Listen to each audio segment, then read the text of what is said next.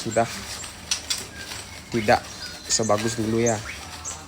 Namun yang namanya hobi tetap harus dijalani dan dilakoni.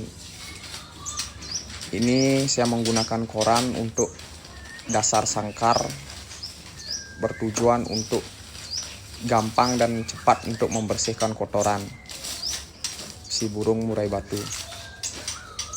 Setiap sore saya lakukan pembersihan agar kondisi atau sangkar si murai batu ini tetap terjaga kebersihan dan kesehatannya. Ini adalah pejantan